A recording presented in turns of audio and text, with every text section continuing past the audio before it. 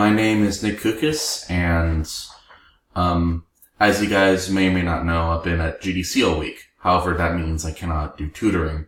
So this is going to be kind of an informal lesson.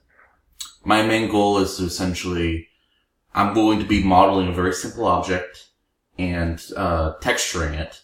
It won't show me UV unwrapping it. I can run through that with you guys personally if you want. But essentially my goal here is to kind of help to show you my workflow and help you run through, kind of give you some insights on how I do things. Because the truth of the matter is I could teach you every single tool I know. I can teach you all these different things, but in the end, modeling and art in general is like programming in the fact that it's a problem solving situation. You have a 2D or 3D object and you want to make it in Maya, you want to put it on paper or do whatever. You're gonna need to figure out like what specifically you need to do. So for this simple object, I'm going to be making a dagger. That a lot of times in video games, people ask to make weapons and such. I'm going to be modeling and kind of texturing a dagger such as the one you see right here. Before you model anything, I would always suggest looking up references. Whether it's Google or you make up your own references. Concepting your own stuff is always a valid option when you want to put something on your portfolio. But as we saw there, it's a very thin wafer-like blade. So we're probably going to start off with a cube. But as you can see, this cube is a little bit too thick, so shrink it down. This is default stuff so far. We've made a lot of times daggers and swords and stuff will kind of like taper off at the end, make it become a little bit thinner. But just in general for swords, a lot of times when a blacksmith is actually making a forge and making a sword, which is what actually I kind of looked into, because sometimes looking how something is made in real life will help inform some decisions. A lot of times the hilt or the kind of grip is a different piece, while like the blade itself is like its own little piece. So just in general, I will kind of use that to inform kind of like, hey, this triangular bit is where my hilt is going to be. So later when I do make that hilt, it's going to essentially show up. So yeah. Keep in mind the scale too. Like how much of the blade is the hilt and how much of the blade is the actual blade. Like I might extend this out just a few kind of inches. Yeah. Now what we could do is just shorten it up. But that doesn't look nice. So for starters, we need to make these edges kind of essentially point out in a way, or just make it so there's a bit of gradient. Now, I could easily just come along here and select all the edge loops and do the bevel tool. And the bevel tool is great, but you have to be careful with it sometimes because it's very easy just to come along here and be like, just select all these guys and click bevel. And then just be like, okay, I want like 10 million freaking segments. And then you come along here and realize that each one of those segments creates a wicked looking engon. Like, really bad. And like, sure, it's all smooth. But the truth of the matter is that we can always achieve this using normals or just with less sections. Because keep in mind, especially if you're working in games, you don't want everything to be super high poly. LODs are a thing, and while I'm not going to be showing how to do that yet, that could be a potential informal tutoring session I could do for you in the future, especially if you guys are interested. That being said, I know a lot of you guys are animators, so I don't know. I kind of approach it more from a game art side, but we're just going to do not the simple thing, but we're going to try to just introduce a few edge loops with the multi-cut tool. And the main reason why I'm using multi-cut is just because I prefer using it over the insert edge loop tool, simply due to the fact that I find insert edge loop to not only be as versatile. Like, you can create your own custom cuts with multi-cut. Like, it's a really powerful tool. So, see, this is what I mean by it's a problem-solving situation, because if you go back here, I mean, it's not too bad. It's a little thick. And it's a little bit tapered off. But, like, now we can come in and maybe introduce, like, one bevel.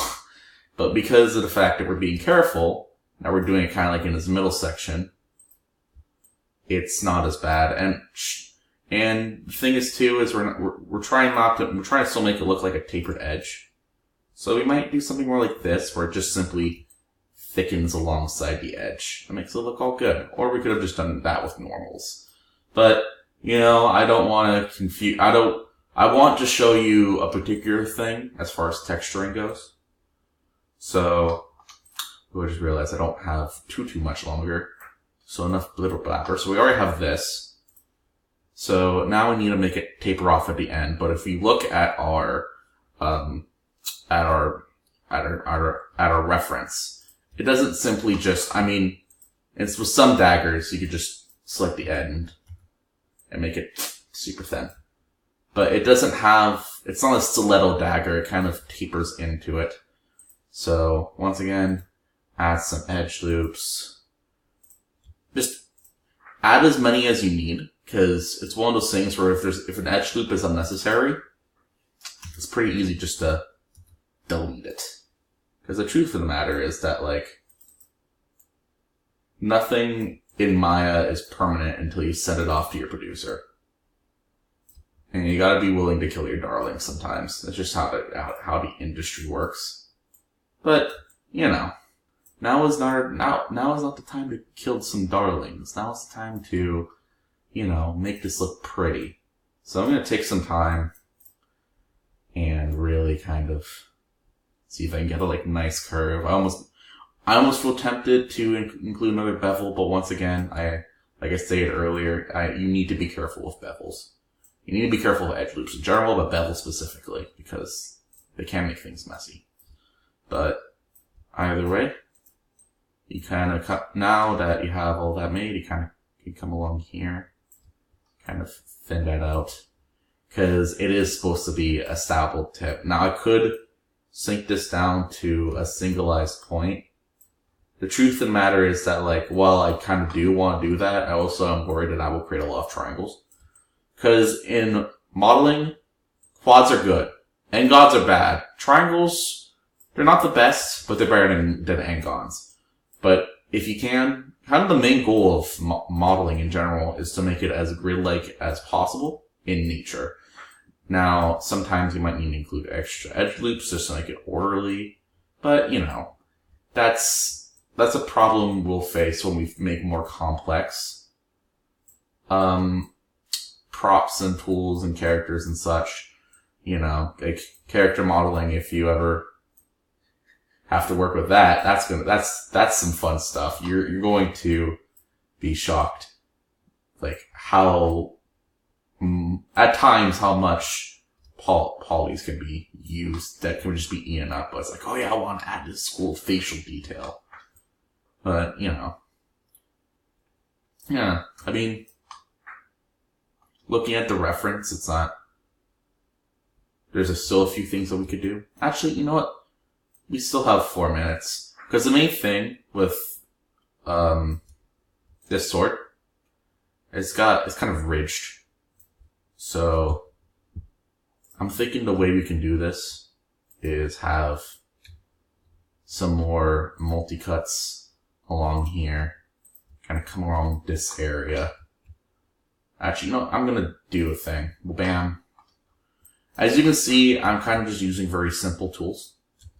A lot of times in modeling, you can get away with using very simple tools. Not always, but a few very good key tools and having some good fundamentals will really help you out.